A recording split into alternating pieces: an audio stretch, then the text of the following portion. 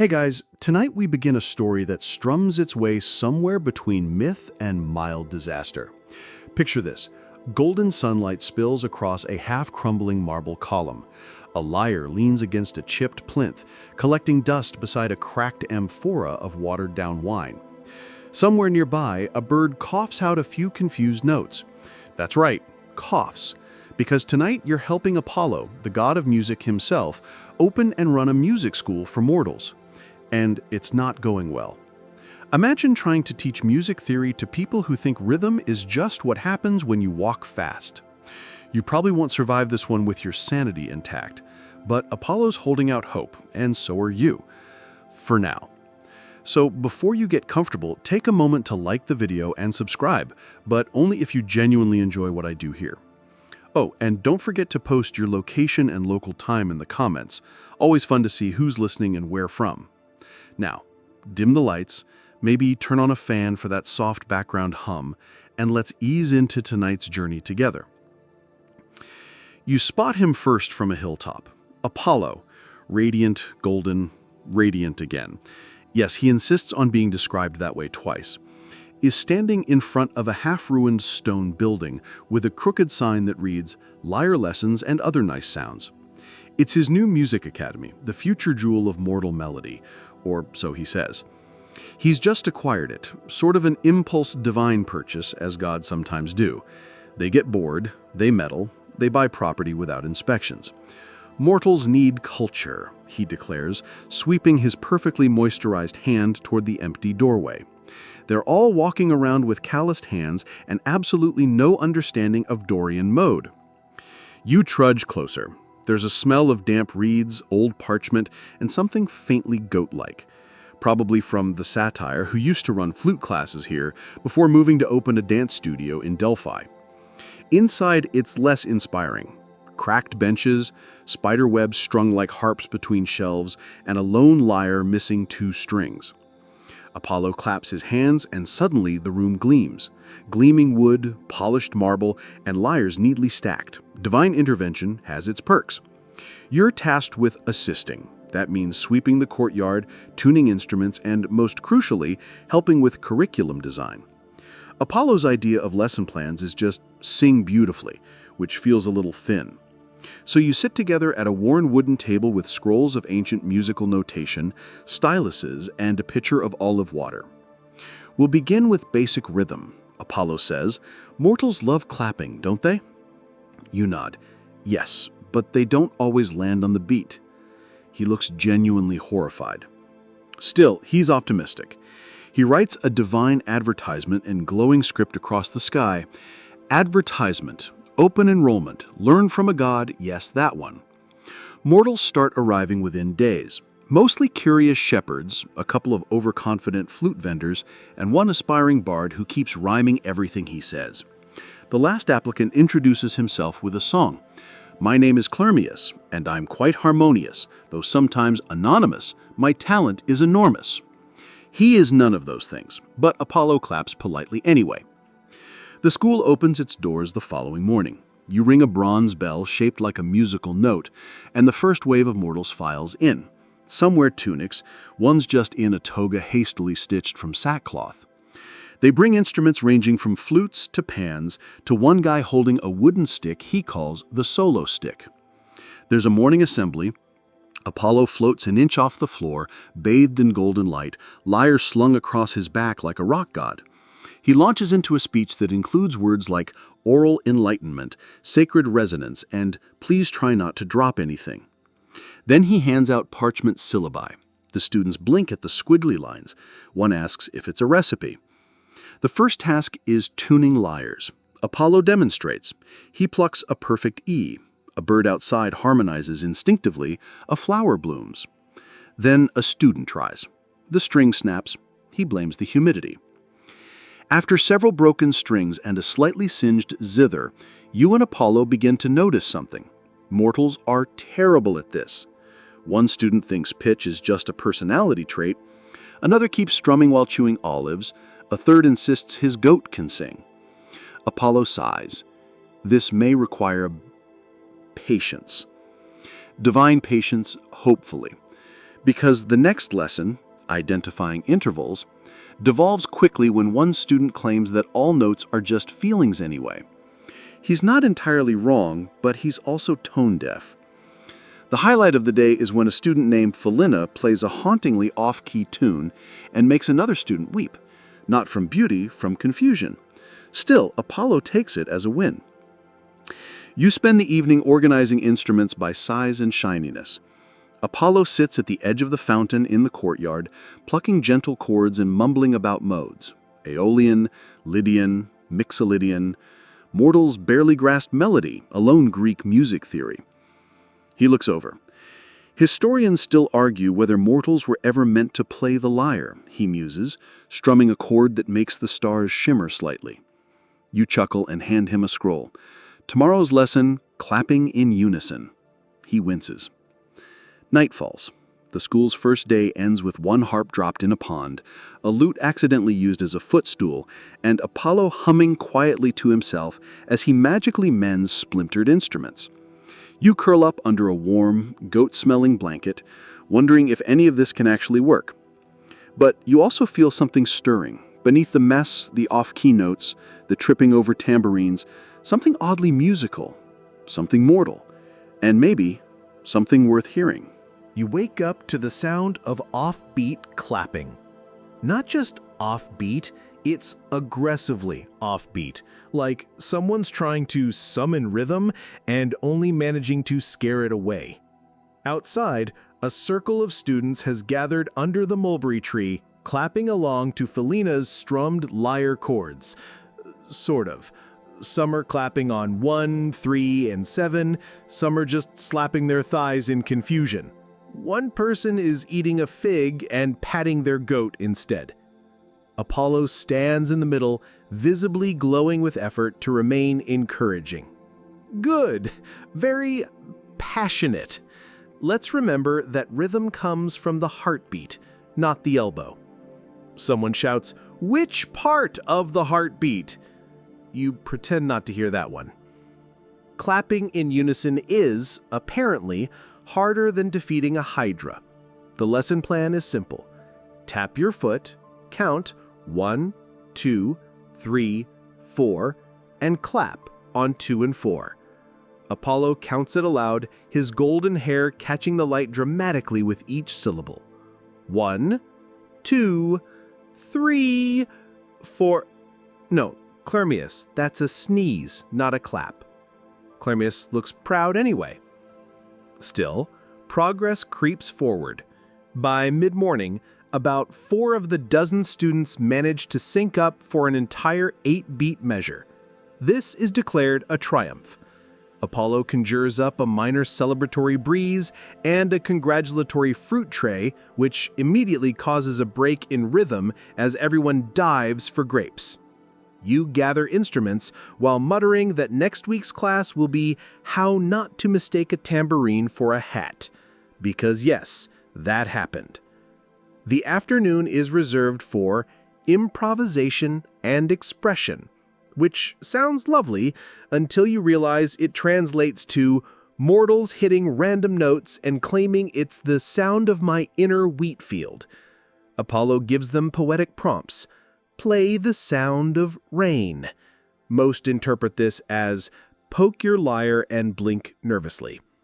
Then he says, now play the sound of longing. One student starts drumming their knees. Another starts humming something suspiciously like the theme from a gladiator soap opera. The goat bleats.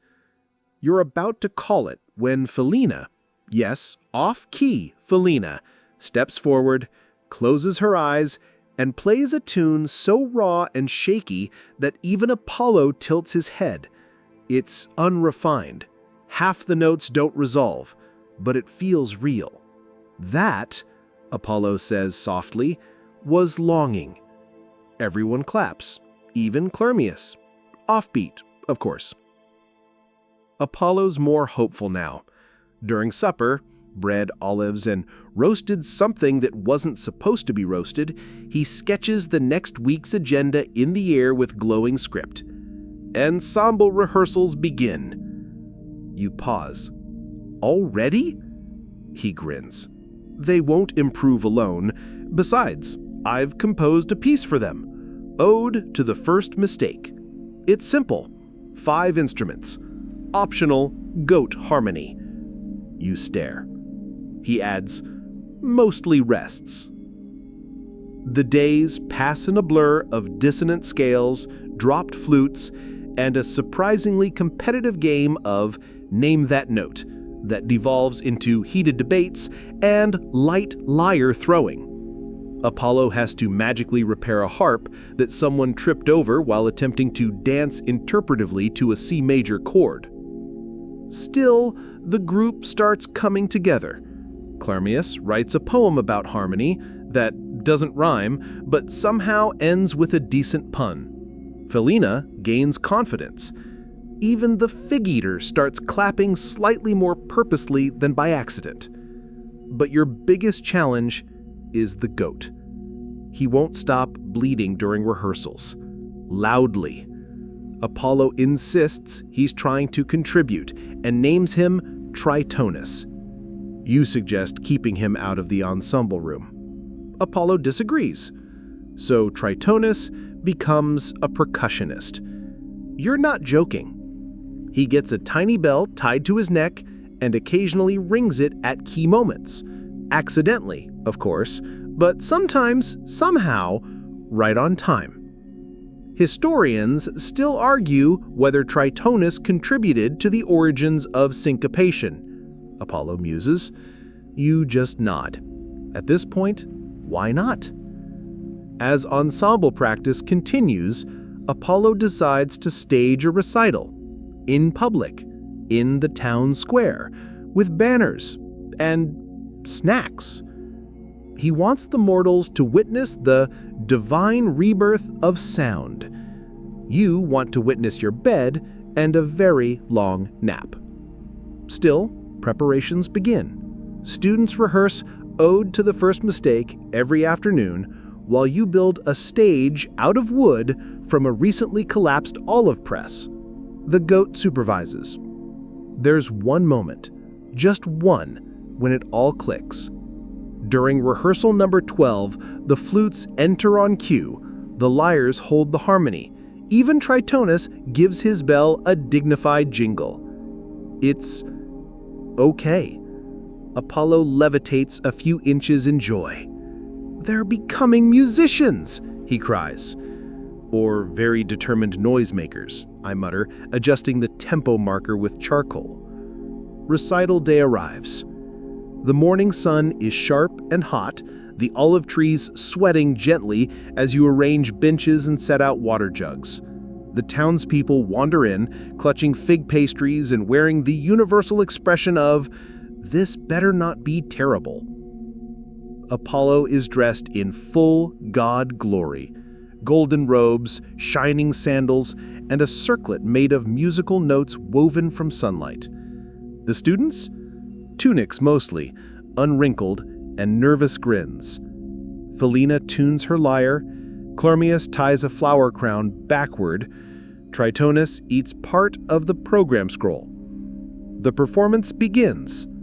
First, Clermius recites his new poem, "My heart is a flute, please don't drop me." It is incomprehensible and oddly moving. One person claps, another burps softly. Then comes the ensemble. It starts rocky, someone misses the first note, and someone else plays a different song entirely, but gradually the chaos softens. Felina leads with her trembling melody, the flutes join, even the goat waits his moment and dings his bell.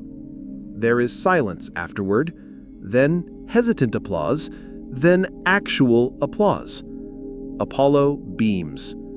You don't cry, but you definitely get something in your eye, possibly a fig seed. That night, the school throws a feast. Students dance. Clermius tries to freestyle. Tritonus eats a candle. And Apollo pulls you aside, smiling gently. They're not perfect, he says, but neither are mortals. That's what makes their music real. You look around, at the uneven rhythms, the broken strings, and the hopeful laughter, and you agree. Tomorrow, it's back to scales. But tonight, they're musicians. You're jolted awake by the unmistakable sound of Apollo singing falsetto. And by falsetto, you mean testing the limits of divine pitch. It's early. The sun has just started to warm the dew on the marble steps. Birds chirp nervously, unsure if they're being challenged or serenaded. You stumble outside and find Apollo composing in the courtyard, barefoot, arms stretched wide, letting notes pour out of him in a stream of golden sound that makes the olive trees shimmy. I dreamt of harmonies last night. They want to be written immediately. You nod sleepily. Right after breakfast? He blinks. This is breakfast. Welcome to week 3, composition training. Apollo announces that each student must write an original piece by week's end. He passes out scrolls, quills, and a divine tuning crystal that hums when you're close to a C. He claims it's not cheating, just inspiration assistance. The students sit in the shade, chewing quills and looking panicked. Write what you know, Apollo advises. Unless what you know is goats, then stretch. Tritunus bleats indignantly. He's perched next to Chlormius, who is attempting to write a choral fugue based on cheese fermentation. Apollo raises an eyebrow, but says nothing. You wander from group to group, offering suggestions and trying not to laugh when someone asks if the key of Z exists. No, not yet. Maybe next season. Felina is already deep in her melody, humming and scribbling with surprising grace. It's fragile, hopeful, and entirely too beautiful to be written by someone who, last week, tried to tune a harp with a hammer. Meanwhile, another student composes exclusively in rests. She insists it's the silence between the notes. Apollo nods solemnly. Very Cajun. You have no idea what that means. By mid-morning, someone invents a new musical notation that looks like stick figures dancing. Apollo calls it avant-garde. You call it a bad day for scrolls. Still, the process is oddly magical. Notes drift on the wind, the divine tuning crystal occasionally hums a corrective C-sharp, and students begin trusting their ears more than their elbows. Apollo calls for a break, and you all lounge in the grass. He tells stories of past compositions, how he once tried to orchestrate a thunderstorm, but Zeus kept ad-libbing lightning bolts and ruined the tempo. Historians still argue whether that was the first weather symphony, he says, tossing a grape to Tritunus. By afternoon, everyone returns to their scrolls. The courtyard is filled with scribbling, muttering, and the occasional despairing wail of, "I don't know what a bridge is supposed to do." You help interpret musical vocabulary. No, forte isn't just yelling. Unless you're Chlormius, then yes, it is. Apollo hosts a mini workshop. Students perform snippets of their progress. Some are shockingly decent. Others are more interpretive. One piece is entirely percussive and involves banging 2 bread loaves together. Apollo listens solemnly. Bold. A statement on sustenance as rhythm? The student shrugs. I was hungry. And then comes Felina. She stands before the group, clutching her scroll like it might vanish. She plays her piece, a gentle, halting melody with lilting highs and hesitant lows. It feels like waking up slowly, like remembering something good you thought you'd lost. Silence falls. Then Apollo says, "You've written your heart." Felina flushes so red you could toast figs on her cheeks. You all clap, genuinely this time, and you notice Tritunus bobbing his head, possibly in rhythm. As dusk descends, the courtyard is strewn with musical scrolls and half-eaten snacks. Apollo lies on the grass, eyes to the sky, humming. I want them to know music isn't just for gods.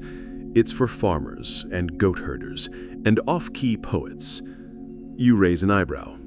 So, everyone? Exactly. A sudden breeze lifts the pages of unfinished compositions. You scramble to gather them before the goat gets any ideas. Later, Apollo takes the students to the riverbank. He lights lanterns that float downstream like drifting fireflies, each bearing a tune, tiny notes glowing faintly in the wax paper. A river of unfinished music carrying hope into the night. You don't need to finish every song, he tells them. Some just need to be heard once. The students sit quietly, watching the light float away. Someone hums, another joins in. Soon a soft chorus rises, imperfect, unpracticed, and honest. And somehow, it's enough. You think back to your first day here, the chaos, the noise, the overwhelming absurdity of it all. Now there's structure, emotion, actual, if fragile, harmony. Well, except for Clermius, who's still writing an opera about mold. You lean back against a tree, watching Apollo play his lyre softly by the water. The stars come out, one by one, each a silent audience member above this mortal concert. It's quiet, but not the lonely kind of quiet. It's the kind that holds potential. The next morning, Apollo declares a new rule: no speaking before sunrise unless it's in song. This leads to an awkward breakfast aria about needing more olives. You groan theatrically. "Come now," Apollo says, voice too chipper for dawn. "Even complaints sound better in 3/4 time." Still, it's a testament to how far we've all come. When Clermius accidentally knocks over a xylophone into a barrel of lentils, 2 students turn it into a percussive warm-up exercise. Innovation through chaos. Apollo notes, historians still argue whether this was the origin of sound sculpture, as he fashions a drum from a tortoiseshell and leftover bread. Eventually, the compositions are completed. Each student presents their piece by the end of the week. Some are short, some are long, some are aggressively loud, but every one is genuine. Apollo hosts another recital, this one private, just for the class. They gather under the stars again, lanterns overhead, and take turns sharing. Felina performs hers last. This time, she plays with confidence. She doesn't shake, her fingers dance. And the melody, still tender, but now it holds strength. You catch Apollo wiping his eye. Or maybe it's just stardust, hard to tell with gods. As the last note fades, he whispers, "Mortals. They forget they were born humming." And you think maybe that's why he's here. Not just to teach music, but to remind them. The goat bleats. Okay, maybe also for comic relief. You wake up to the sound of silence. Well, almost. There's a goat somewhere softly chewing parchment, but otherwise it's eerily quiet. Which is a problem, because today is performance critique day, and Apollo is nowhere to be seen. The students are scattered around the courtyard, clutching their scrolls, nervously tuning instruments, or, like Clermisius, attempting to bribe the lyre to tune itself. It's not working. You stretch, yawn, and scan the horizon. No God in sight. No flash of divine sunlight or inspirational monologue echoing from the heavens, just dew, nerves, and unfinished chord progressions. Maybe he overslept, someone suggests. You all laugh a little too loudly. The idea of Apollo, literal god of the sun, missing his own sunrise is like imagining Zeus forgetting his thunderbolt in a public bathhouse. And then, just as the anxiety hits its collective peak, he arrives, descending not in flames, but in tap shoes. You blink. He's wearing a toga, yes, but now with glittery lapels, sunglasses shaped like 8 notes, and a dramatic feather in his hair. The whole ensemble screams Las Olympus Review. "I was feeling theatrical," he said. "Let's critique like the muses intended, honestly, flamboyantly, and with jazz hands where appropriate." And just like that, the morning takes a turn. Each student must perform their composition from the previous week, but this time in front of a panel of divine judges. Apollo, of course, his lyre, which he insists has opinions, and a literal stone bust of Calliope that he consults like a magic 8-ball. The first student plays a simple flute melody, light, airy, and confident. Apollo taps his chin. Delightfully pastoral. Would pair well with goat herding at dusk. He glances at the bust. Calliope says yes, but add a key change next time. Next is Tritonus, who bleats once, then plays a syncopated rhythm with his hooves and harp. It's oddly compelling? Apollo stares, nodding slowly. It's giving existential dread, but like in a meadow. Historians still argue whether this was the first fusion of goat percussion and minor scales, or simply a happy accident. Then it's Felina's turn. She steps up with quiet confidence and plays the same piece she debuted by the river, only now she's added a counter-melody. It's delicate, subtle, and just a little haunting. Apollo doesn't speak for a full minute. Then he stands, places his hand over his heart, and says softly, "That was mortal longing, bottled and uncorked." The lyre gives a low strum of approval. You're starting to suspect that the lyre has its own agenda. Next is Clermisius. He's brought props. His composition includes a soprano part sung by a trained chicken and a tambourine played with his feet. There's a full crescendo involving flour sacks. You nearly choke trying to suppress laughter.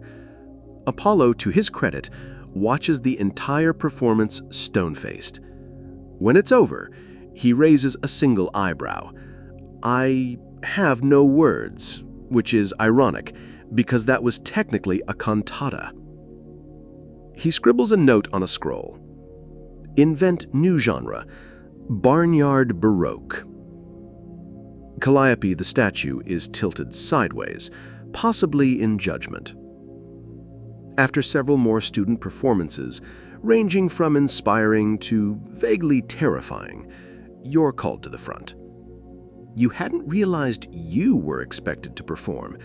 Your scroll is only half finished, and your lyre string is frayed. You stall, joke, ask if perhaps the goat might want a solo instead. Apollo just smiles. All of us play, mortal, even the reluctant ones. So you take a breath, sit down, and play. It's messy. Your hands shake. One note buzzes wrong and another comes too early. But somewhere in the middle, something true sneaks in. A motif of uncertainty, a little laugh hidden in a trill. It's you, in sound form, awkward, unsure, trying. When you finish, there's a pause. Then Apollo nods slowly. It was raw, unfinished, but honest. He glances at the lyre, which emits a gentle harmonic. Even perfection prefers vulnerability. He says, "You feel warm, or embarrassed, or both. Probably both." The rest of the afternoon is spent in feedback sessions. Apollo walks each student through their strengths, quirks, and areas for divine intervention. He's firm, but kind. To one student, "Your tempo is passionate. Try reining it in just before it combusts." To another, "That final chord, brave, possibly illegal in some provinces. I love it." He sketches diagrams on the ground, demonstrating rhythm patterns using olives and grapes. You now understand syncopation through produce, which somehow makes more sense than any scroll ever did. Midway through, he shares a story from ancient Olympus, how the Muses once entered a music contest disguised as mortals and lost to a shepherd who played his flute while chasing ducks. Historians still argue whether the Muses threw the match, or if the duck-chasing technique was just revolutionary. You all picture that for a moment. A god of poetry defeated by farm fowl. There's laughter. Actual joy. This critique session, which everyone feared would be a divine roast, has become a celebration of weirdness, effort, and human sound. As evening approaches, Apollo gathers everyone again in the amphitheater. This was never about perfection or proving yourselves to me. It was about learning to hear yourselves, to listen inward, to find your melody, not just mimic mine. A hush falls. Now, who wants to try their piece again with echo accompaniment? He raises his hand, and the hills respond with a soft ripple of returned sound. The students line up again, not to be judged, but to experience how their music lives in space, dances off stone, comes back with new colors. Felina laughs when her own voice returns twice as high. Clermisius's chicken gets confused and sings along with its echo. You watch from the back, smiling. The sun sets and shadows stretch long across the marble. The courtyard buzzes with creative chaos and imperfect harmony. Music, you realize, isn't a goal here. It's a mirror, and sometimes a very loud, chicken-filled one. Later, as the stars emerge and the amphitheater empties, Apollo sits beside you. They're starting to hear themselves, he says softly. That's when the real music begins.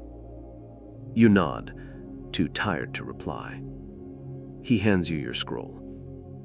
Keep writing, even the bad stuff, especially the bad stuff. You glance at your scribbled notes, smudged ink and all. Maybe you will. You wake the next morning to the sound of a flute duet and a small argument about the ethics of tempo changes in sacred hymns. Standard. Your fingers ache from yesterday's critique session.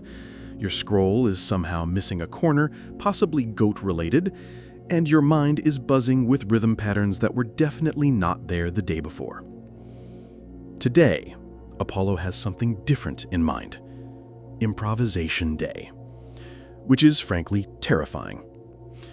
Forget structure, he says, gesturing grandly to the courtyard now strewn with cushions, instruments, and a single juggling satyr. Today we unleash the chaos. You squint.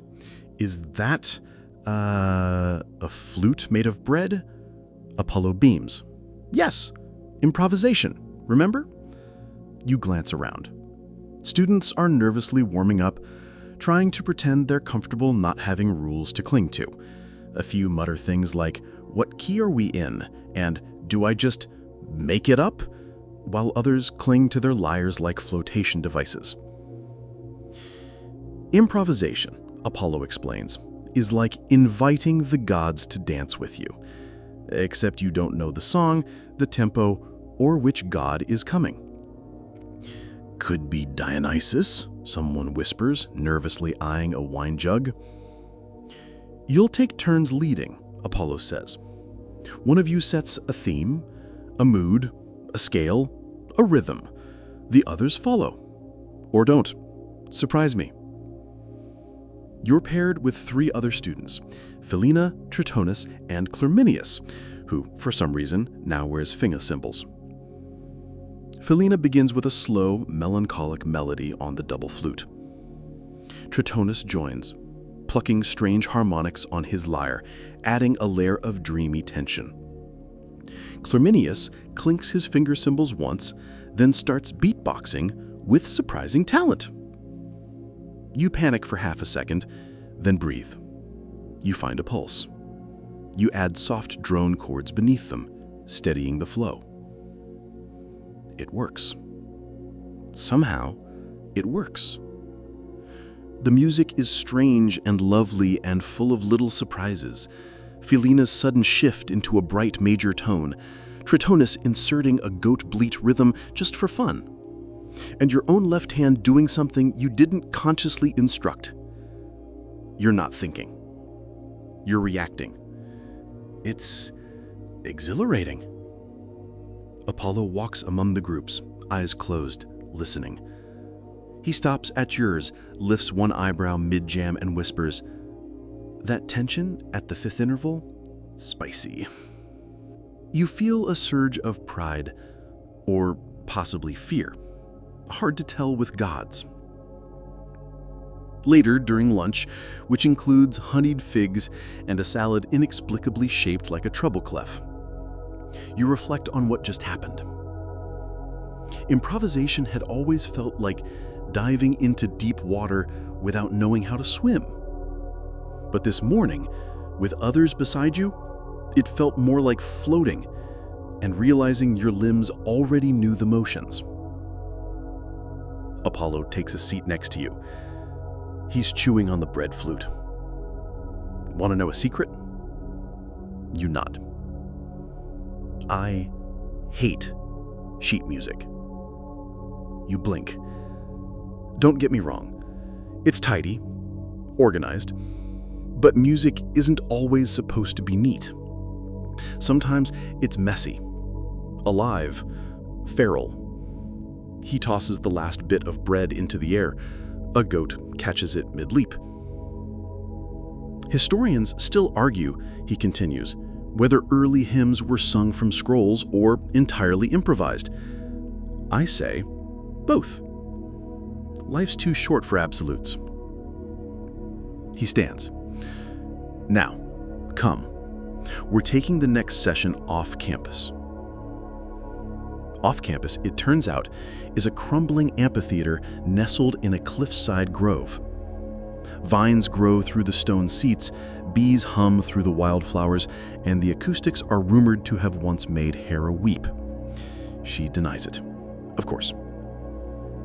Apollo declares it perfectly ruined and challenges the students to compose a piece using only the sounds they find here. No instruments, he says. Just this space, this moment. You scatter like panicked chickens. At first, it feels silly. You tap a stick against a hollow log, rub leaves between your fingers, blow across an empty amphora. The sounds are strange, broken, quiet. But then, Clerminius discovers that if you thump the right rock, it echoes like a low drum. Felina creates a beat using dried seed pods. Tritonis somehow convinces a squirrel to accompany him with a rhythmic acorn drops. You begin layering these together, discovering textures, rhythms, and harmonics that weren't on any scroll. It's organic, messy, and shockingly musical. Apollo lies in the grass, arms folded behind his head, eyes closed. He doesn't interrupt. He just listens. Eventually, as the sun dips, he stands and addresses the group. What you just made wasn't just noise. It was memory, translated. It was now. He walks slowly through the circle of students, touching shoulders, offering small nods. You don't always need instruments to make music. You need presence and curiosity and a willingness to look stupid while chasing beauty. You remember that when you accidentally trip over a root and create a surprisingly elegant percussive fall. The others applaud. You bow. The goat joins in. You feel strangely proud. Back at camp, the group gathers around a fire. Apollo, finally taking up his golden lyre, plays a soft, meandering tune that seems to incorporate everything from the day. The leaf whispers, the stone thumps, the squirrel percussion, it's all there, transformed. You hum along. So do the others. No sheet music, just memory, emotion, and breath. You fall asleep under the stars that night, your fingers twitching with rhythms, your thoughts looping like melodic fragments, your soul gently echoing the sound of a day you'll never forget. And just before you drift off completely, you hear Apollo murmur, "Improvisation isn't the absence of structure. It's the rediscovery of freedom." You smile. Tomorrow, you'll probably return to scales and studies and stern looks from Calliope's bust. But tonight, you dream in rhythms you didn't know you had. You wake to the smell of burnt barley and the distinct sensation that a goat is chewing on your sandal again. Not ideal. Still, you sit up, stretch, and blink at the camp around you. There's a sleepy fog over the grove, a dew-sticky breeze brushing your skin, and an ominous silence coming from the direction of the practice field. That usually means something's brewing. Apollo appears moments later, wearing an absurdly embroidered toga and carrying a scroll as long as a fishing net. "Today," he announces, "we tackle the theory of the spheres." You blink. "You mean like musical planets?" "Exactly," he grins, rolling the scroll open with a dramatic flick. It's covered in circular diagrams, planetary names, and what might be doodles of dancing nymphs. "See," he says, pointing with a stylus, "Pythagoras believed the planets move according to mathematical harmony. Their orbits, these perfect cosmic patterns, create a kind of music." You squint. "But we can't hear it." "Ah," he says, tapping his temple, "but maybe we can feel it." You're not sure if that's beautiful or terrifying. The lesson starts with Apollo leading everyone in an a cappella drone. You hum low notes, holding them steady while others layer tones on top, trying to simulate the slow, grinding harmony of celestial bodies. "Now, add in movement," he says, stepping in a slow circle. "Let the orbit guide your pitch." You march, you hum, you begin to spiral inwards. Not metaphorically, literally. "Watch your ellipse," Phileena hisses as your shoulder bumps her orbit. It's all a bit dizzying, and more than one student wanders into a bush while trying to maintain lunar harmony. Still, there's something strange and calming about the repetition. The blend of tone and time, of weight and whisper. You pause and realize the group has unintentionally created a chord that feels profound, like the kind of sound you'd imagine the dawn of the universe made. Apollo holds up a hand. "Now that," he whispers, "is the music of the spheres." Historians still argue whether ancient Greeks genuinely believed this music was real or if it was just poetic metaphor. But I've always said, what's the difference? You're inclined to agree, though part of you suspects the real celestial music might just be the sound of goats chewing scrolls in slow motion. After a short fig break, because when are figs not part of the curriculum? Apollo introduces a curious twist to the lesson. Harmonic duels. Yes, duels. He says, you'll compete, but through harmony, not destruction. Think of it like a rap battle, but in ancient Aeolian mode. You're paired with Tritonus. He grins. Prepare to be sonically humbled. The rules are simple. You each take turns presenting a melody. The other responds with a variation that counters, builds, or mocks it. The duel continues until one of you wins the room or accidentally quotes an ancient love ballad and makes everyone awkward. Tritonus opens with a cocky trill, bouncing across a series of high notes like a mountain goat on caffeine. You reply with a slow, lazy counter-melody, sleepy but with bite, like a cat stretched out in the sun that will scratch you. The crowd leans in.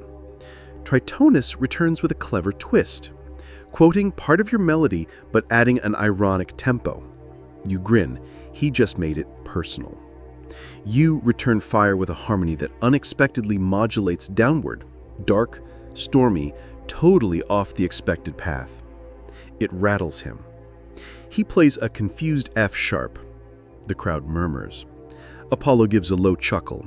I believe we have a challenger rising. It's all in good fun, and by the end, the duel melts into a collaborative jam that everyone joins. Finger cymbals, harmonizing voices, the occasional flute squawk. Even the squirrels seem impressed. Later that afternoon, you find yourself sitting by the stream with Clerminius, plucking soft notes on your lyre and watching the ripples. He says, "You think Apollo ever gets tired of being perfect?" You glance at the god in question, who is currently convincing a tree to echo. Probably, but I bet he enjoys us struggling more. Clerminius nods, then asks, "Do you think music makes the universe behave? Like, keeps it from falling apart?" You think about it. About the duels and planetary chords, the improvised rhythms and bread flutes, the way Apollo talks about beauty like it's the glue of existence. Maybe. Or maybe it just makes the chaos bearable. The stream gurgles in reply, and the sun throws soft shadows across the grass. That night, the fire circle feels a little different, more focused, quiet. Everyone's a bit more thoughtful. You hum a gentle melody under your breath, one that seems to mimic the moon's path above. It's not loud, not dramatic, but it resonates. Apollo sits beside you for a moment, silent. Then he says, "You're starting to listen." You blink. To what? To everything. And that's when you realize this isn't just music class. It's initiation. Not into melodies or technique or scrolls, but into awareness, presence, attunement. You've started to hear the world. Tomorrow, Apollo promises you'll dive into silence, which sounds contradictory. But with him, you're starting to suspect contradiction is half the point. You nod, cradle your lyre, and let the harmony of stars, streams, goats, and crackling fire sing you to sleep. You awaken before dawn, not because of any goat this time, though one is sniffing your blanket, but because something feels off, too quiet. The usual chorus of buzzing insects, early birds, and Clerminius humming in his sleep is missing. The grove is steeped in silence. Then, as the first orange hint of sun brushes the treetops, Apollo strolls into camp wearing a dark blue robe covered in stitched stars. It's somehow both majestic and wildly impractical, especially as it keeps catching on brambles. "Today," he says without his usual theatrical wave, "we study silence." You squint. Isn't that the opposite of music? He smiles like a fox who's just spotted a philosopher. Exactly. You don't like that answer. Apollo leads the class in a silent march to a glade deeper in the woods, far from the normal chaos of training fields and musical outbursts. There's an old stone ring here, moss-covered and solemn, as if it's been absorbing sound for centuries, the kind of place where you instinctively whisper. "You'll each sit here," he says, "and listen. That's all." You wait for the joke, the catch, the moment where you're told to start mimicking tree bark rhythms or compose duets with squirrels, but it never comes. So you sit and listen. At first, your brain fights back, replaying musical scales, fretting over whether you remembered to tighten your lyre strings, wondering what the goat is chewing now. But the silence stretches, slowly tugging those thoughts out of your head like threads. Eventually, you hear things. Not music. Not yet. Just tiny moments. A leaf falling, a twig adjusting under pressure, your own breathing. Then, something more. Not external, but inside. A rhythm. Your pulse. You become acutely aware of the tiny thud in your chest, the way it matches the breeze, how it feels almost orchestrated. Apollo's voice finally breaks the stillness. Now you understand. He kneels beside you and whispers, "Silence isn't the absence of sound. It's the space that gives music shape." You nod, barely moving, like a note resting on a line waiting to be played. It's both unsettling and beautiful. Back at camp, he calls this the echo mind exercise. He explains that in the golden age of Delphi, oracles trained their ears to pick up subtle shifts in vibration, movements of air, spirit, and thought. Musicians, he says, must do the same. Otherwise, you're just noise with a nice beat. Historians still argue, he says, brushing a pine needle off his shoulder, whether the oracles really heard voices of gods or were just skilled at listening between silences. You glance around. No one's laughing. In fact, no one wants to talk at all. You're all weirdly peaceful. Of course, peace only lasts so long. That afternoon, he pairs you up for the Silent Composition Challenge. The goal: create a duet with a partner using only gestures and shared silence. You're paired with Felina, who looks at you and immediately signs something that probably translates to, "If you screw this up, I will feed you to Apollo's ego." Challenge accepted. You both sit facing each other, eyes locked. You tap your knee once. She responds with a slow blink and a finger tap to her chin. You nod. She smiles. It builds like that. A shoulder twitch. A breath held for a moment too long. A faint smile that rises like a crescendo. You realize this is music, not in notes or pitches, but in tension and timing, anticipation and response. The space between gestures becomes your staff. The rhythm lies in microseconds and glances. You're pretty sure you just invented Morse code for feelings. When your time ends, Apollo simply bows. Well played. You finally exhale. Tomorrow, he says, you'll express silence with sound, which makes about as much sense as him assigning compose a thunderstorm in D minor. But hey, you're learning not to question the curriculum. That evening's fire circle feels reverent. Instead of the usual chorus of half-tuned instruments and snack rustling, everyone sits quietly. One student plays a single note on a flute, waits, and lets the silence stretch before the next. Another taps a soft beat against a log. Tap, tap, wait, tap. It's like a lullaby from the stars. You watch the flames flicker in time with your heartbeat, and for a moment you think you hear it again, that deeper music, the kind that pulses under everything, waiting to be noticed. As you prepare for sleep, Felina nudges you with a twig. Don't let the silence get to your head. Too late. You close your eyes and let the stillness wrap around you like a melody you forgot you knew. You wake up humming, but it's not a tune you remember writing, or hearing, or even fully understanding. It's light, floaty, almost teasing, like something whispered by a passing breeze in your dream. The more you try to grasp it, the more it flits away, like a musical soap bubble. You sit up, rubbing sleep from your eyes, and realize Felina is already awake, squinting at her hand as if it's written a sonnet without her permission. Around the fire pit, others murmur snippets of melody, half-forgotten rhythms, and vague lyrical epiphanies. One guy claims he composed an entire opera about ducks in his sleep. No one dares question him. This is Apollo's camp. Duck operas are probably encouraged. Breakfast is oddly quiet, though. Not the reflective kind of silence from yesterday, but the charged hush before something strange and probably embarrassing happens. Sure enough, Apollo arrives carrying a dozen clay jars of something. They slosh ominously. "Today," he announces, "we work with resonance. You will learn to make music from objects that do not wish to cooperate." Someone mutters, "Like Clermius's nose flute?" Apollo hears, "Exactly."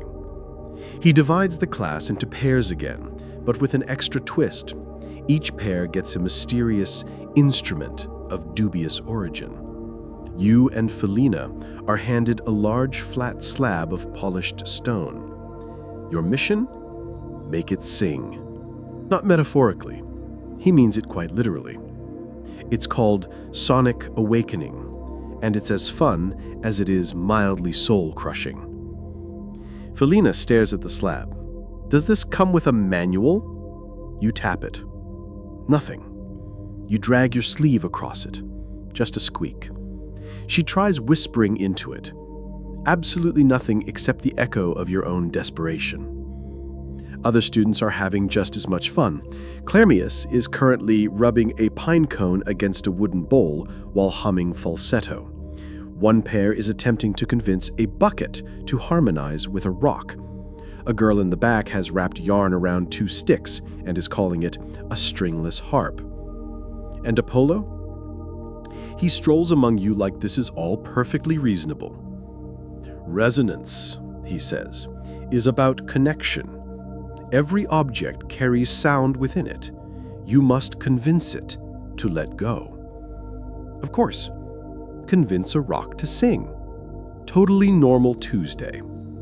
But you try anyway. You and Felina kneel beside the stone slab, tapping and drumming softly. After an hour of creative futility, you notice something curious. The stone reacts faintly to humming, not with sound, but with vibration. Barely there trembles. That's your thread. You hum slowly, shifting pitches. Felina joins you, tuning her voice to yours. The slab hums back. Well, not quite a song, more like a soft shiver that grows warmer the closer your tones align. You modulate, finding the frequency that seems to unlock something inside the stone. Then, just for a second, you hear it. A whisper. Not words, just sound.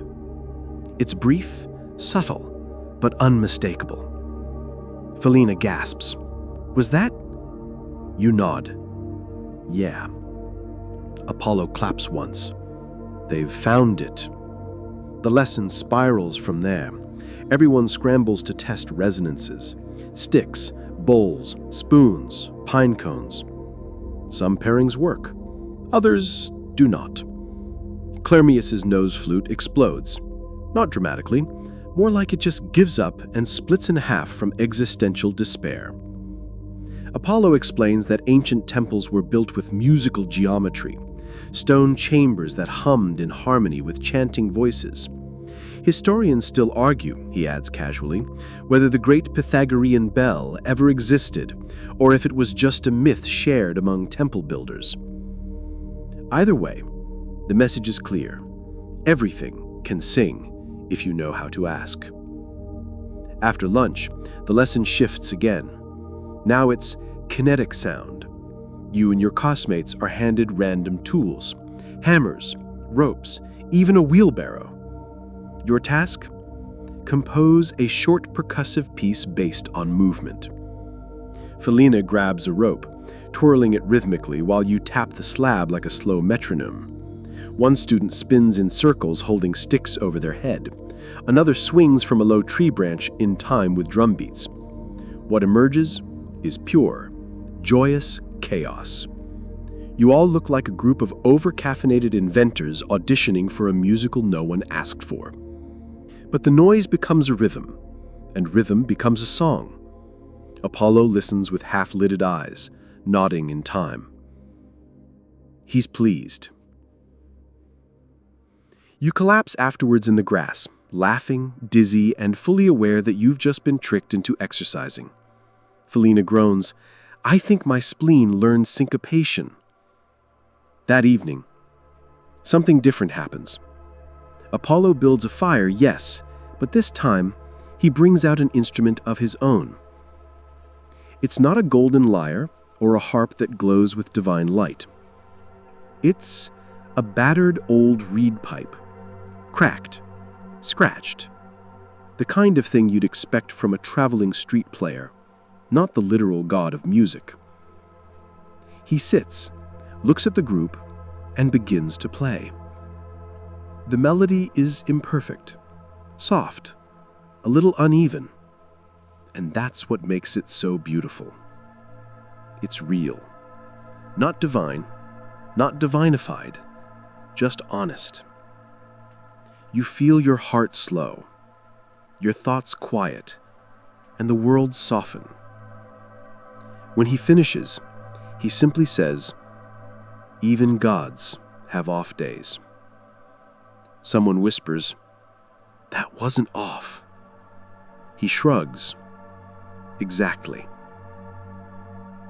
You go to sleep with the echo of that imperfect melody still bouncing around your chest. You don't dream of notes or scales tonight.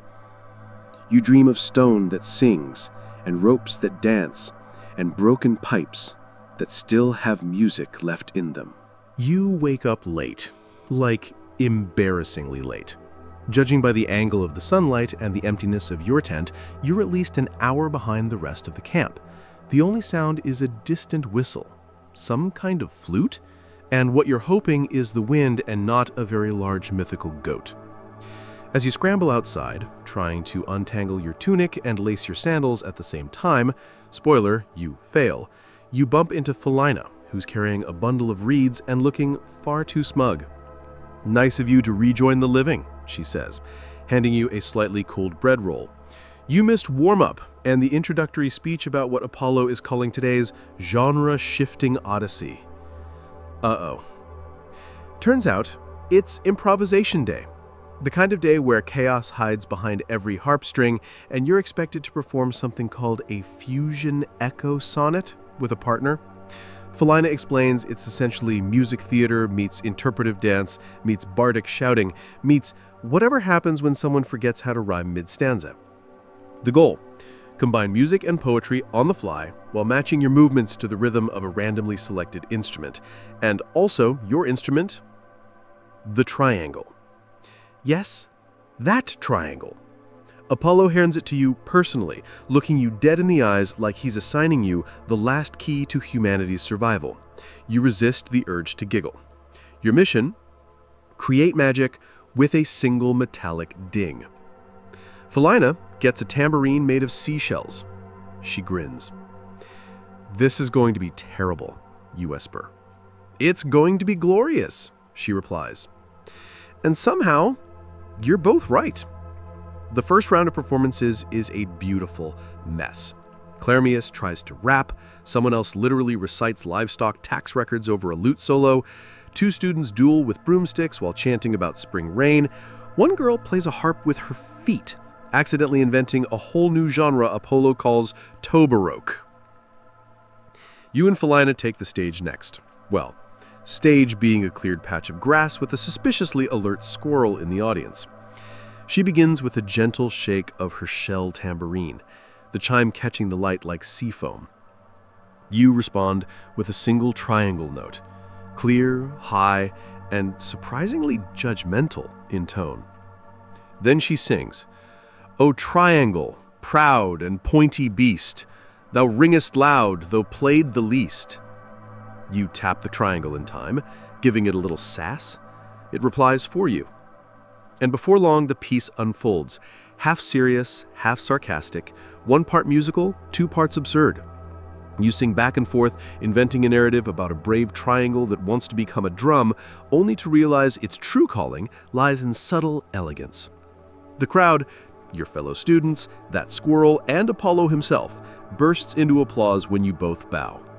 Apollo says nothing, just nods, with the sort of thoughtful expression that makes you wonder if he's planning to turn your performance into a constellation. But the day doesn't stop there. After lunch, you move into group work. Each team is given a story, a classic myth or mortal tale, and told to reinterpret it through music and movement using only non-traditional instruments. Your group gets Narcissus and the Pool. Classic tale, obvious symbolism. Apollo's twist, you're forbidden from using mirrors, water, or any instrument that sounds watery. So, naturally, you build your soundscape with dry leaves, wooden bowls, whispering voices, and a guy named Enos who can whistle like a kettle. Felina plays Echo, you're Narcissus, which makes sense given you've now spent 3 days pretending to be someone dramatically more talented than you are. You create a rhythm that mimics a heartbeat slowing with obsession, taps on wood, then feet, then breath. Echo repeats your words slightly too late. The climax is a still moment where you gaze into a bowl of sand and a voice, not your own, sings your praises from behind. You collapse backward into the leaves and the wind carries the final note away. Silence. Then cheering. Apollo's even clapping a little louder than his usual aloof god standard. He says, "Very nice. Emotion with restraint. That's hard." You pretend that was intentional. As the sun dips low, the final activity begins. Group improvisation, no guidelines. The catch? Everyone must play an instrument they haven't touched yet. You get a drum. A big one. Like, probably used in a funeral procession big. Clermius gets a flute and immediately starts producing sounds that could summon geese from several miles away. Felina's new toy is a lyre strung with hair. Human hair. You try not to ask. The jam session is bonkers. There's rhythm and dissonance and beauty and laughter and something that might qualify as a banshee solo. But it flows. You find yourself lost in the pulse of the drum, its voice deep and sure. You don't need melody. You are the spine now, the bones of the sound, and it feels good, like you belong. Later at the fire, Apollo stands up with his reed pipe again. But this time, he doesn't play. He hands it to Clermius. "You've been afraid to be bad," he says. "Be bad then." Clermius hesitates. The camp is quiet. Then he plays. Is it awful? Oh, absolutely. Like a duck choking on a whistle. But he keeps going. And gradually, it stops being funny and just becomes him. Honest, hesitant, human. Everyone joins in. Drums, tambourines, toe harps, even the triangle. And for a brief, brilliant moment, no one is trying to impress anyone. You're all just making something that didn't exist a moment ago. And when the song ends, Apollo says, "Improvisation isn't about chaos. It's about trust." You sleep better than you have in weeks, not because you nailed every note, but because for once, it didn't matter. You wake to a haunting melody weaving its way through the fog of dawn. It's not Apollo's usual reed pipe wake-up call. It's softer, slower, deeper, like someone is playing sorrow itself on an invisible instrument. For a moment, you're not sure you're awake. The sound seems to come from everywhere and nowhere. You rise, still groggy, and follow the sound through dew-covered grass and ghostly tree shadows until you reach the practice clearing. There, sitting on a log with his back to the morning sun, is Apollo.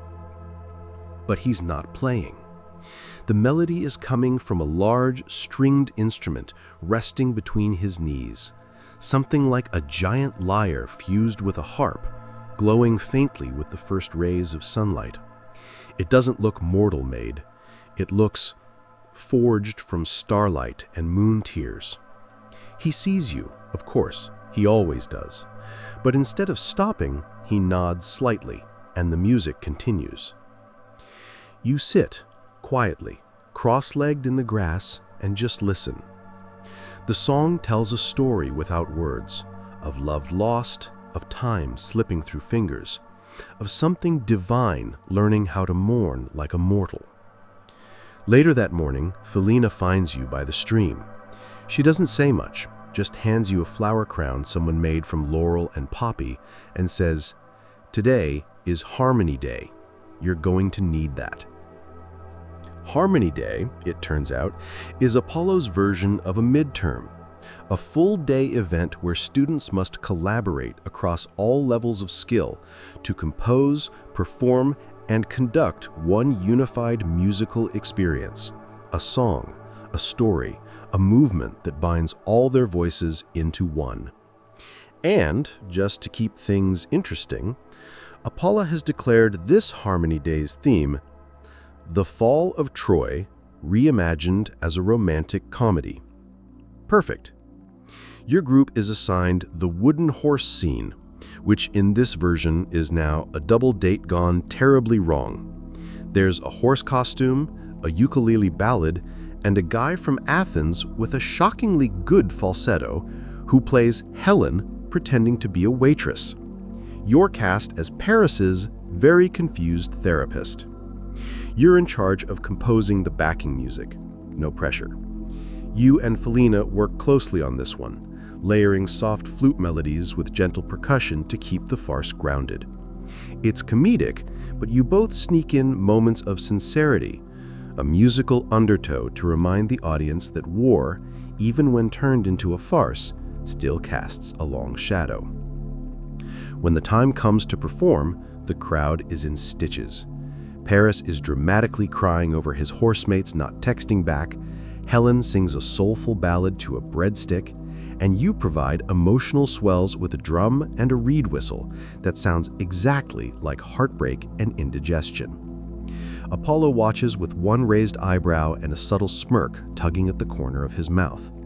Later, he says, "You're learning restraint. That's rarer than passion." You almost smile. But Harmony Day isn't just performances. After mid-morning sessions, the class moves into something Apollo calls duet disciplines, where two students must trade instruments, stories, and perspectives to create a piece that blurs the line between them. You're paired with Clermius, who, as it turns out, plays by emotion, not structure. Every time you try to suggest a rhythm, he's already 3 steps ahead, playing something that sounds like a startled goat on stilts. But he's trying, and so are you. You trade instruments, he gets your lyre, and you inherit his modified pan flute. Neither of you excels, but by the time the duet is over, there's something honest in the music. You learn to follow his whims. He learns to hold back for you. Somewhere between chaos and compromise, harmony forms. Trust the dissonance, Apollo says when it's over. It teaches you where harmony begins. Around midday, the weather turns. Dark clouds roll over the horizon and thunder growls like a stomach after skipping lunch. Most of the students scramble for shelter. Apollo? He says, "Perfect.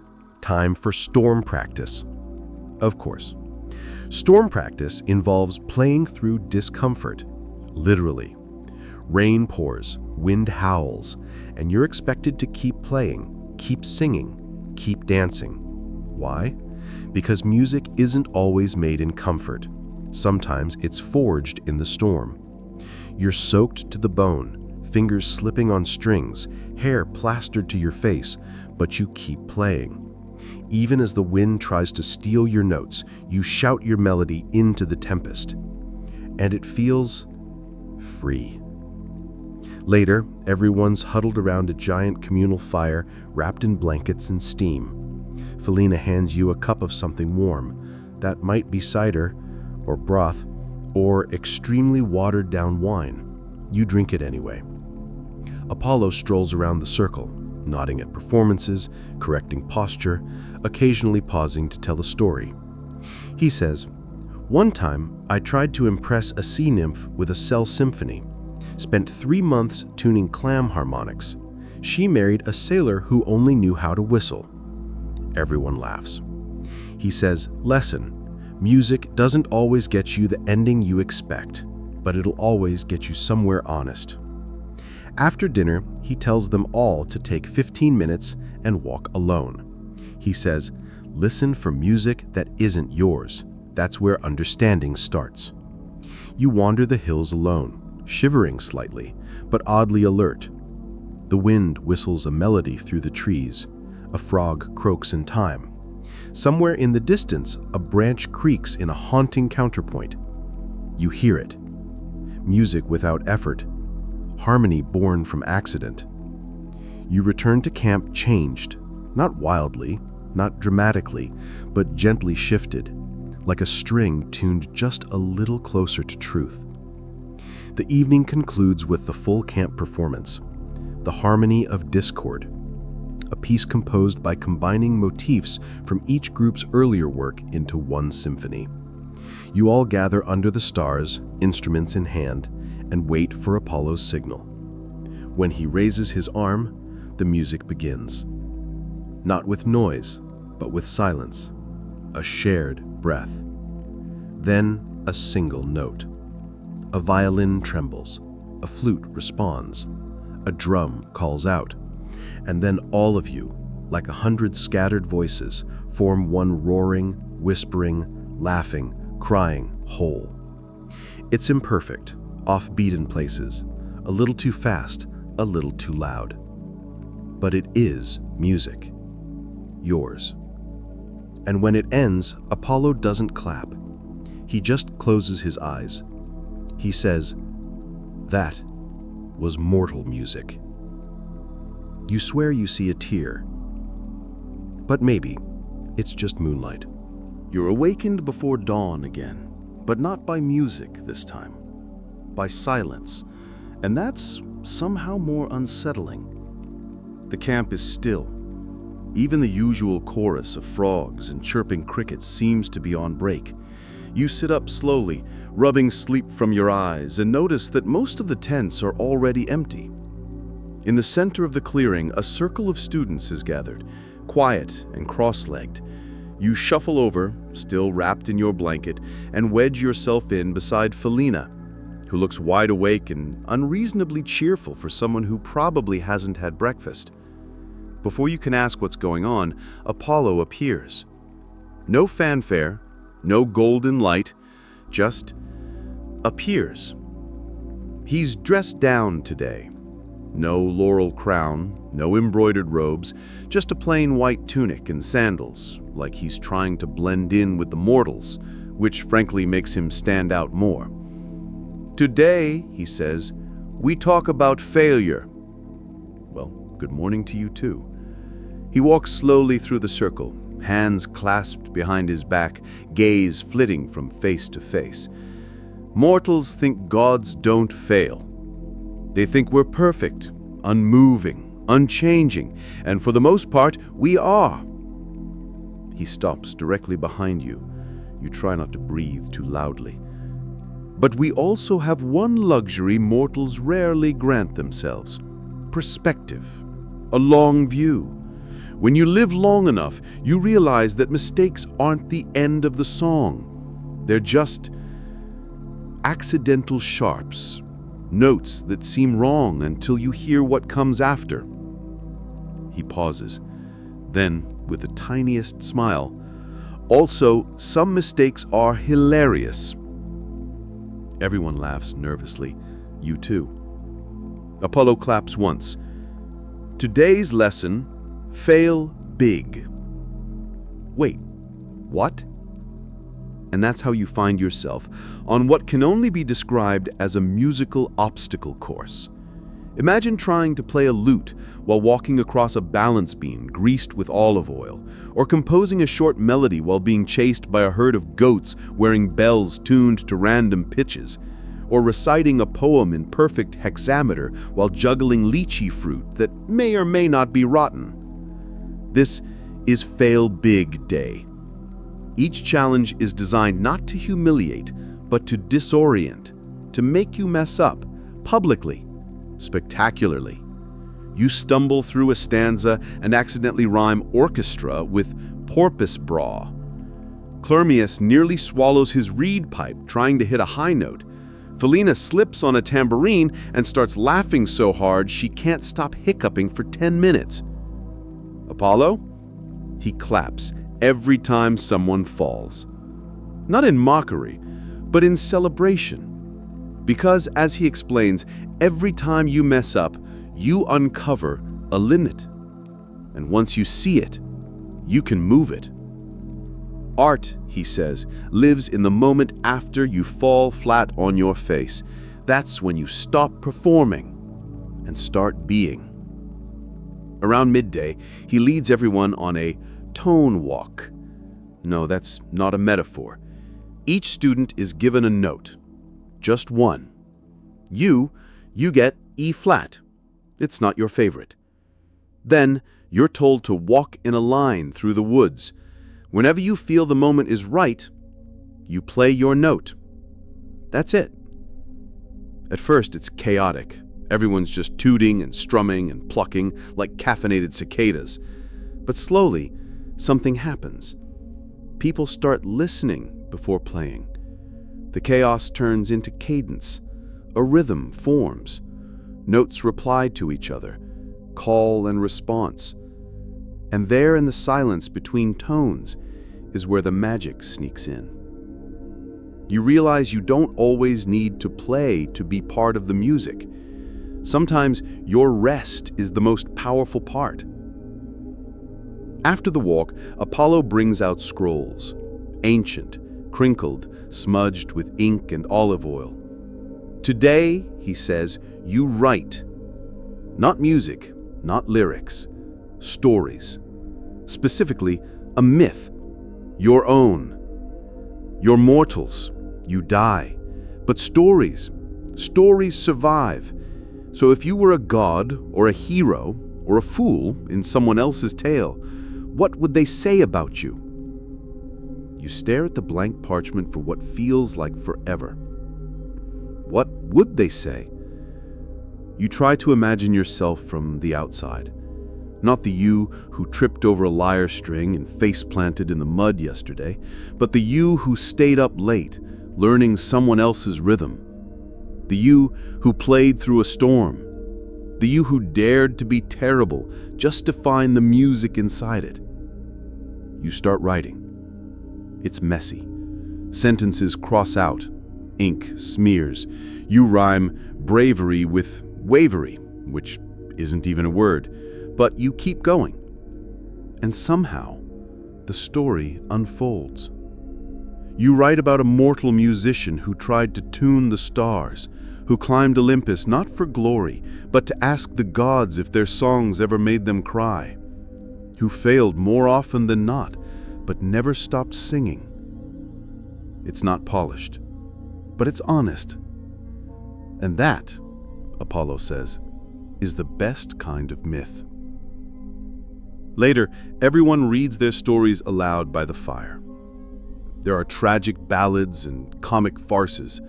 One student writes an epic where he defeats Cerberus with interpretive dance. Another pens a love letter from a tree nymph to her ex-woodcutter. It's strangely moving. When it's your turn, your voice shakes, just a little. But when you finish, the silence is soft and full. Apollo doesn't say anything for a long moment. Then, write that down again, neater. That's the kind of story worth echoing. The day ends with an impromptu jam session. No structure, no rules, just drums and laughter and half melodies passed around like campfire snacks. Even Apollo plays, something deep and strange on his cosmic harp, like sunlight being poured backwards through a dream. You lie back in the grass, head buzzing with music and myth, and look up at the stars. They feel closer now.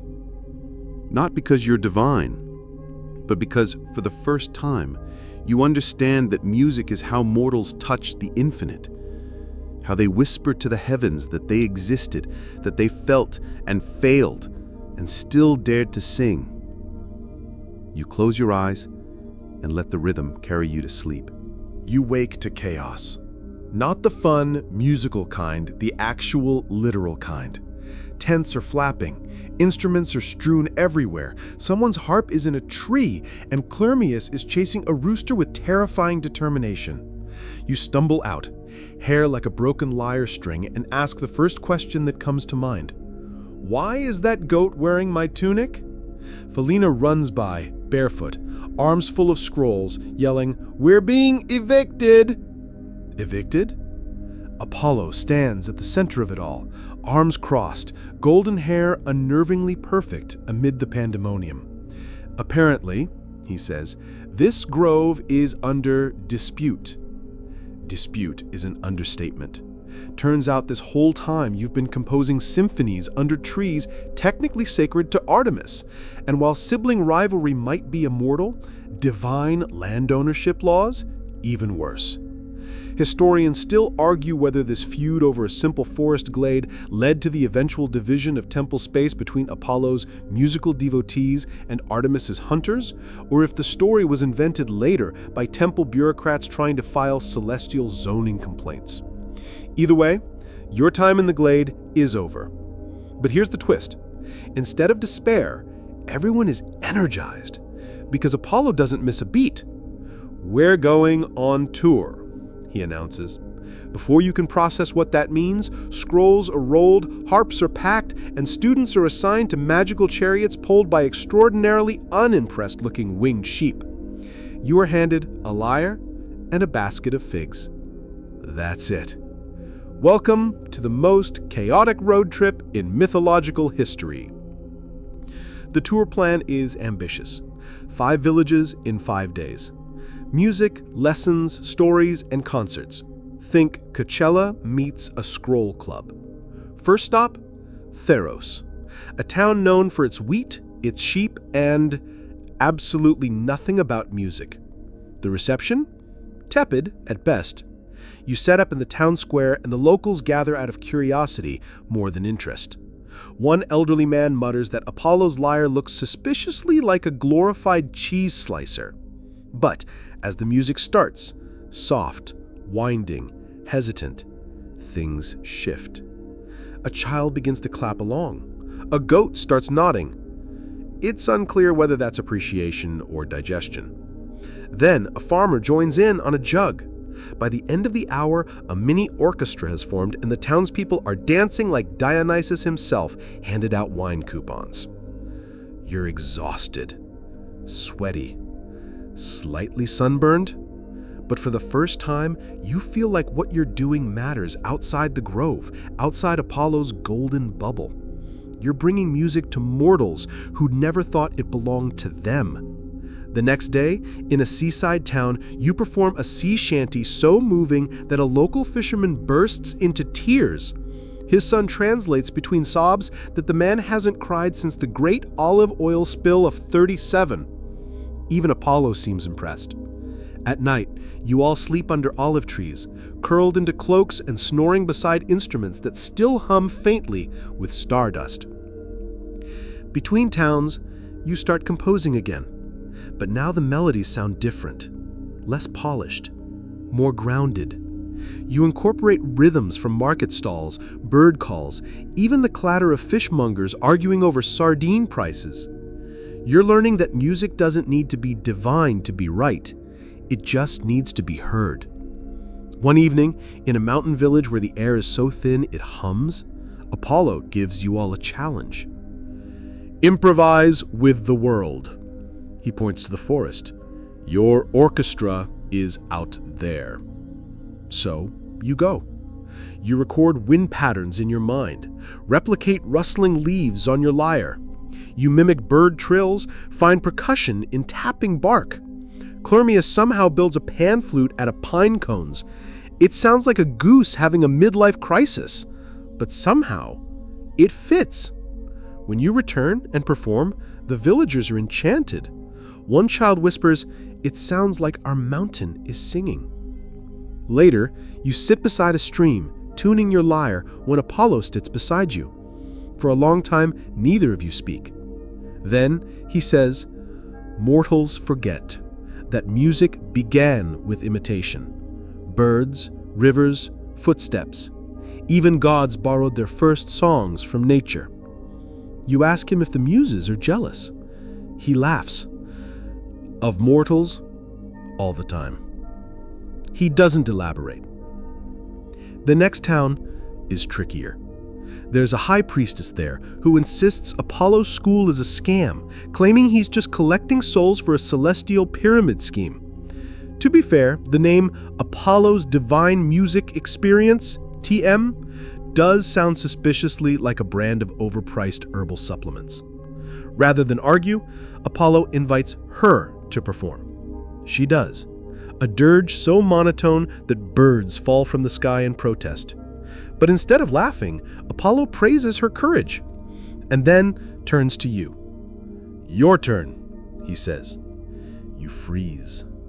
Because this isn't just a show now. This is the moment where your songs, your story, have to stand up, not just in front of villagers, but in front of doubt. You play. Not perfectly. You miss a note. Your voice cracks once. But it's yours. You sing of failures and forests, of myth and mornings and melodies half remembered. You even slip in a joke about goat laundry. It lands. When you finish, the crowd is quiet. Then slowly, the high priestess nods. "I still think you're all slightly cursed, but that wasn't bad." You take it. That night, by firelight, Apollo plays a song none of you recognize. It's strange and aching, like longing and joy spun together. "Old one," he says softly, "from before even Olympus." You realize in that moment that Apollo doesn't just teach music, he carries it, all of it, from the first whispered lullaby of humanity to the sounds that haven't yet been dreamed. And somehow, he's chosen you to carry a piece of it too. By the fifth day, your ragtag band is closer than ever. Inside jokes fly faster than arrows. Someone writes a comedic ballad called The Ballad of the Out-of-Tune Flute, starring Clormius as himself. It becomes the unofficial anthem of the tour. You return to the grove. Or rather, where the grove was. It's empty now. Artemis's hunters have moved in and left no trace. The trees seem unfamiliar, almost like they've forgotten you. But you haven't forgotten them. And so you play one final concert. No audience, no applause, just a song to the trees that once held your dreams. You end on your E-flat, the same note from the tone walk. It echoes, faint, but steady. And that's enough. That night, back in your camp, Apollo gathers everyone. You have made something divine. Not because I taught you, but because you dared. He gives each of you a single item, a string from his lyre. So you never forget how to fail beautifully. You tie it around your wrist.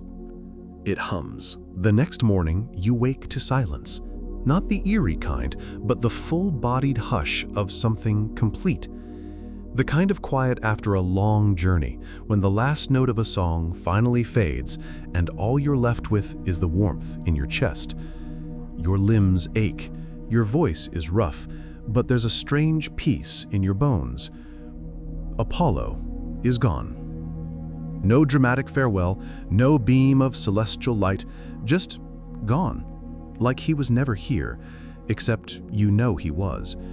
You feel it in your fingers when you flex them over your lyre, in your memory, still tuned to every fluttering note and offbeat goat chorus. Some say the gods never really leave, they just go where they're most needed. Others say Apollo was pulled back to Olympus because Zeus got jealous of his TikTok views. Historians still argue whether Apollo's sudden disappearances were part of divine protocol or just his flair for dramatic exits. Either way, the music school is now yours. Well, yours and everyone else's. The former students gather in a loose circle, eyes darting, hearts wondering what comes next. Clementius tries to declare himself dean of everything, but his pan flute explodes mid-sentence, which is probably divine veto. So, naturally, they all look at you. Why? Because apparently playing one decent solo and surviving a tour with celestial winged sheep qualifies you to lead a mythical conservatory. You consider running. Far. Maybe to a nice quiet beach where liars are banned. Instead, you take a breath and speak. We keep going. You don't give a speech, you're not a demigod, just a tired mortal with fig crumbs on your tunic and a song in your soul. But it's enough. You reopen the grove.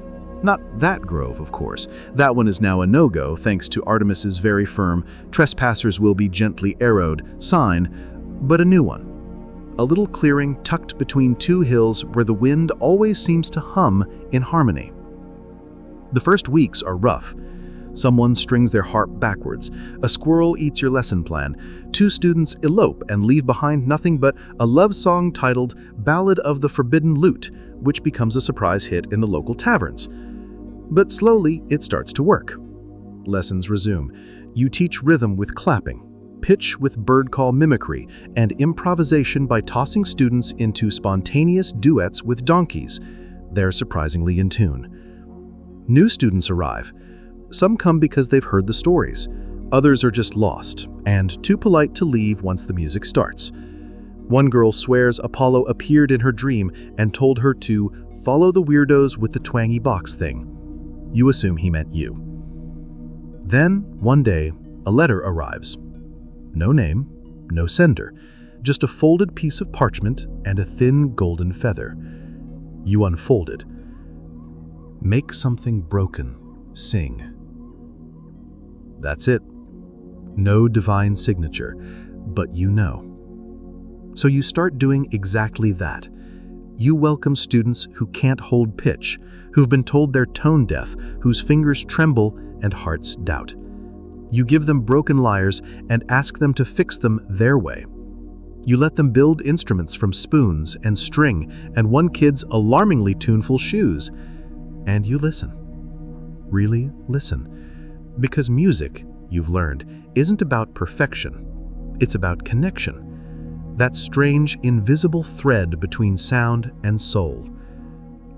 One night, by the flickering light of a campfire, one of your students, a boy with a stutter who won't speak but hums like a flute, plays his first song. It's clumsy, slow, and utterly beautiful. You cry. You're not alone.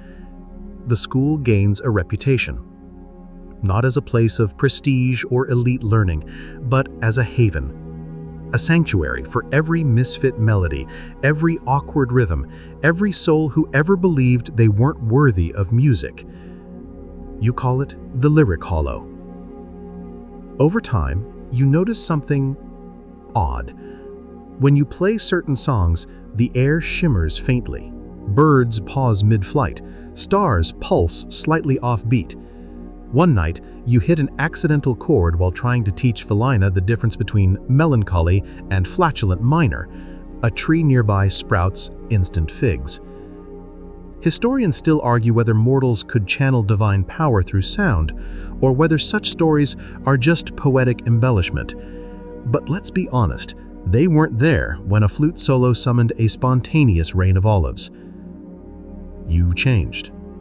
Not just as a musician, as a person. You laugh more, cry easier, find meaning in echoes. You start each day with a moment of silence, not for reverence, but to listen. To the grove, to the world, to yourself. Then a messenger arrives. Golden sandals, awful haircut, classic Hermes move. He delivers a scroll, sealed with the sunburst of Apollo. You open it with trembling hands. It's an invitation. To Olympus, one performance. Just that. You reread it 10 times. Olympus, the actual mountain, land of gods, monsters, and really judgmental ambrosia critics. You don't sleep that night. You pack, unpack, panic, repack, debate wearing your lucky tunic or the one that doesn't smell like nervous harpist. Eventually, you just shove everything in a bag and hope the gods accept wrinkles. your students throw you a farewell concert. It's absurd and beautiful. There's a duet between a kazoo and a goose. Clementius performs interpretive dance in a toga made entirely of scrolls. You receive 27 good luck notes and one sock puppet that looks vaguely like Apollo. Then, you ascend. Literally. Hermes doesn't believe in stairs. You travel upward through clouds that taste faintly of honey and static, past constellations that wink as you pass, until you reach Olympus's golden gates. They open, and you step into a realm of impossible beauty. Marble that sings underfoot, trees that hum lullabies, even the air smells like a perfect chord. The amphitheater is packed.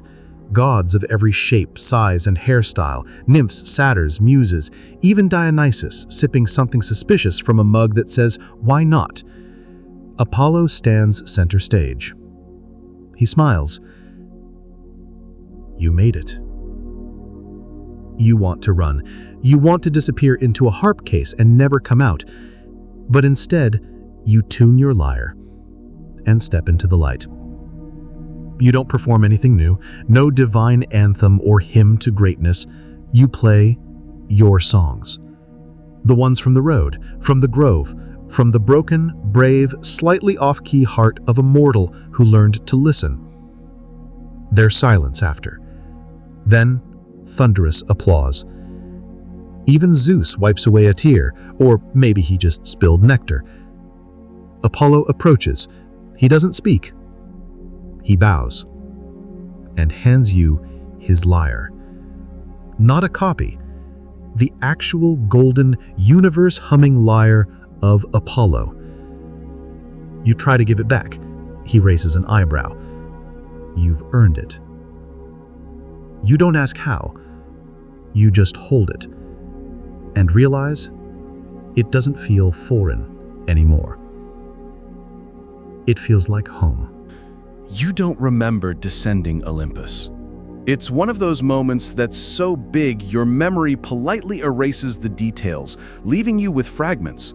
The twinkle of a departing constellation, Hermes complaining about altitude-induced chafing, a soft breeze carrying the scent of wild thyme and thunder. But you do remember arriving back at the lyric hollow. The students swarm you like goats to grain. Remember the goat chorus? Yeah, they're still here, still off-key, still somehow enrolled. You don't say much. You don't have to.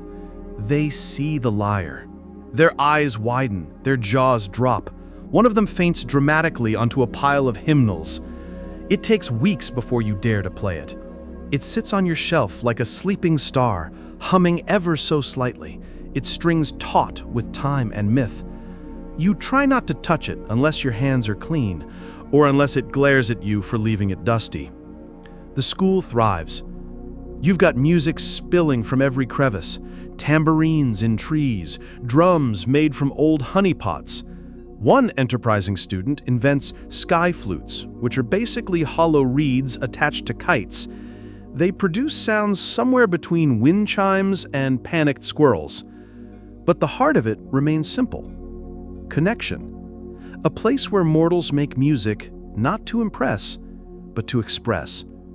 Not to ascend Olympus, but to find peace where their feet already stand. One day, a stranger arrives. Not a god, not a hero, just a man. Older, slightly hunched, hands scarred from years of labor. He doesn't speak, just holds up a wooden flute, cracked, chipped, and utterly silent. You nod and take it. You don't fix it. You teach him how to play around the break, how to use the silence as part of the song. And when he plays, the grove stills. Even the goat chorus hushes, temporarily. And for a moment, the music feels sacred. You're learning something new, that divinity isn't always loud. Sometimes it whispers through splintered wood and untrained breath. Now, about the lyre. One afternoon, you finally do it. You sit beneath the old fig tree, yes, the one that spontaneously fruit-bombed your hair last season, and tune the lyre of Apollo. It's like coaxing light into form. Each string buzzes with old magic, some of it familiar, some deeply strange. One string lets out a soft meep whenever plucked. You assume that's the muse of comedy being extra. You play. Nothing elaborate, just a lullaby you heard once, long ago, sung by a shepherd to calm a crying lamb. The sky shifts, not violently, just a little blush at the horizon, a softness in the clouds. The fig tree leans in as if to listen, and you realize something. This lyre doesn't command the world, it echoes it. It isn't power, it's partnership. And suddenly the gods feel less like rulers and more like collaborators. You begin incorporating it into lessons. Carefully, sparingly. You don't let students play it, though. One particularly bold kid tries to barter 2 sandwiches and a cursed kazoo for 5 minutes. You're tempted. The sandwiches smell incredible. But this lyre, it's not just an instrument, it's a responsibility. So you use it to amplify, not dominate, to harmonize, not overshadow. And it works. One day, you lead a group performance with it. The whole grove participates, students, creatures, even the wind. And as the final note fades, something strange happens. Silence. Not awkward, not empty. Sacred. Like the grove itself is holding its breath in wonder. Then a voice speaks. Low, resonant, familiar. Not bad for a mortal. You turn. Apollo stands at the edge of the clearing. No lyre, no golden crown, just a simple cloak, hair wind-tossed, eyes amused. He says, "I was in the area," as if Olympus is down the road from your mossy porch. You blink, say nothing. He steps closer, nods to the students. "You've done well." You cough. "I think I've just been lucky." He snorts. "Luck is a horse with no reins. You held the reins." There's a pause. Then he asks, "Want to go for a walk?" So you do. You stroll the perimeter of the grove, past the fig tree, yes, the one that spontaneously fruit-bombed your hair last season, through the echoing reeds, into the crescent-shaped glade where the goat chorus now holds nightly improv sessions. And he tells you a story, one you've never heard, about how he tried to run a school once before, centuries ago, but it failed. Too rigid, he says, too focused on perfection. I forgot that mortals aren't meant to be flawless. You nod. Because, yeah, been there. He stops by the riverbank. He says, "You didn't fix the broken instruments. You made music with them." You look at him. "You knew that would happen?" He shakes his head. "I hoped." That's different. He places a hand on your shoulder. "I'm proud of you." Your heart flips. Your knees try to buckle. Then he ruins the moment by adding, "Don't let it go to your head. You still owe me a performance without that squeaky high C." You laugh. Loud, from the belly. Because of course he would say that. Then, just like before, he's gone. No wind, no flash. Just not there anymore. You sit beside the river for a while, the lyre across your knees, fingers tracing its strings like a prayer. The sun dips low. You think about the students waiting for you, the grove alive with hums and harmonies, the fig tree plotting its next attack, and you decide the music school stays open. Forever. If possible. For mortals. For misfits. For anyone who's ever felt like their song didn't matter. because now you know the truth. Every note matters, even the broken ones, especially the broken ones. The seasons change, but the music doesn't stop. You're sitting beneath the twisted cypress, watching a student argue with a lyrebird about tempo. The bird insists on allegro. The student, red-faced and flustered, insists it's lento or bust. The compromise? A syncopated jig that no one, not even the lyrebird, understands. Welcome to Tuesday. The music school has taken on a life of its own. What began as a grove with a few benches and a hand-painted sign now pulses with laughter, sound, and barely contained chaos. There's an amphitheater made entirely of reclaimed marble tiles, donated by a very apologetic cyclops who mistook your grove for a quarry. There are treehouse practice rooms, vine-laced corridors, and a surprisingly competitive lute league that ends each season with interpretive dance-offs. But it's more than just a place now. It's a movement. Mortals travel from far-off cities, sleepy villages, even a few minor underworld suburbs, long story, to study music with you. Not to master it, not to perfect it, but to feel it. To learn that silence is a note too, that clashing harmonies sometimes revealed hidden beauty, and they bring their stories with them. One student writes an ode to her late mother using only water-dripped rhythms and humming. Another composes a fugue that mimics bird calls so accurately that a parliament of owls starts attending morning rehearsals. You, naturally, make them wear tiny scarves for dignity. But there's something else you start noticing. Something subtle.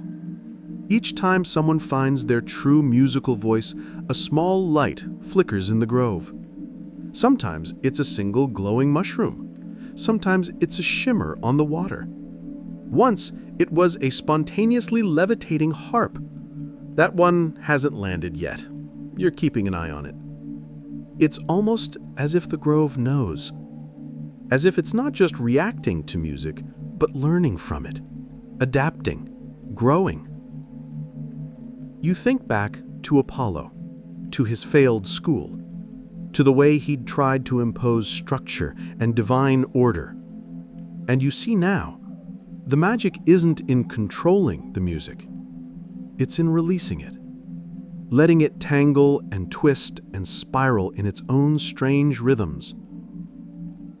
One evening, you wander deeper into the grove than ever before. It's dusk. The fireflies are out. The goat chorus is off doing whatever goat choruses do after hours, probably spa treatments. You find a hidden clearing, silent, still. In the center, a stone plinth. Not just any plinth, the plinth. The one where Apollo's lyre first appeared. You run your fingers along its surface, smooth, cool, slightly humming, as if it remembers, as if it's been waiting for this visit. Then you feel something press against your hip. The lyre. You didn't bring it. You never bring it when wandering, but somehow it's here, dangling from its strap. Warm, expectant. You don't question it. You place it gently on the plinth and wait. Nothing happens. No lightning, no celestial choir, no fig attack, just breeze. And then a whisper. Play. You close your eyes. You don't think. You don't plan. You play. Something simple. Something true. A melody you once hummed while hiding from a thunderstorm under an overturned wagon. A tune a stranger sang while carving your initials in a tree. A lullaby you thought you'd forgotten. The grove listens and responds. The air thickens with sound, not loud, not dramatic, just present. You feel it in your skin, in your breath, and in the soft earth beneath your toes. You open your eyes. You're not alone. They've come. The old students, the new ones, the misfits, the goats, even the levitating harp, still airborne, looking smug. They form a circle, and they begin to sing. No words, just notes. Notes that collide, blend, flutter, hesitate. Notes that rise like warm bread, that settle like dusk. You add your lyre to the mix, and suddenly the grove is alive. Not in that metaphorical, poetic way. No, literally alive. Vines stretch upward like conducting arms. Roots pulse in rhythm. Stars blink in sync.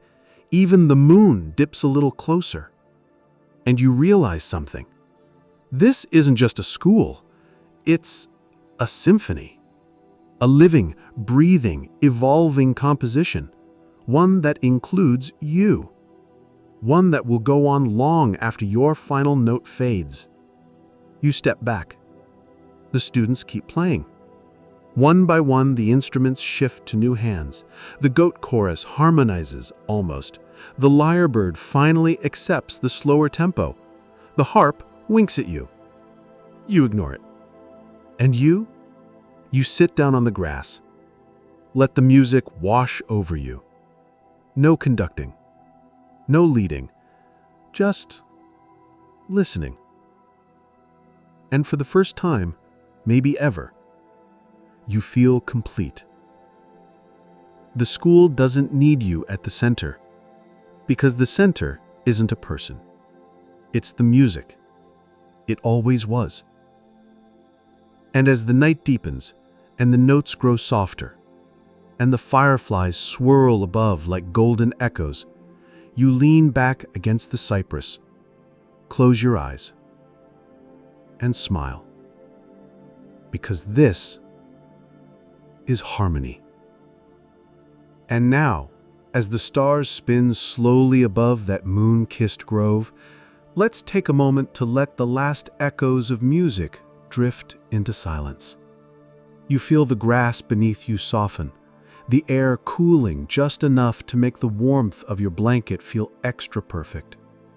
Every sound, once bold and bright, now pulls back like the tide, gentle, rhythmic, and soothing. The lyre rests nearby, its strings quiet, still humming ever so faintly, as if dreaming. Around you, the grove breathes. No more notes need to be played, no more rhythms chased, just that quiet heartbeat of the earth. The faint rustle of leaves, the distant hoot of an owl, politely asking for one more encore. But even the owl is falling asleep. Your body relaxes, your mind loosens. There's no rush, nothing left to fix, no auditions, no divine assessments, just the glow of a place where music once flowed and will flow again. You picture Apollo somewhere out there listening, maybe even smiling, because he sees now, so do you, that mortals don't need to be perfect, they just need the space to create, to try, to feel. And that's more divine than any golden throne. So as your breath slows and your thoughts grow light, let go of the stage, the lesson plans, the chaotic goat recitals, and drift gently into a night wrapped in lullabies. You've earned it. Sleep well, Maestro.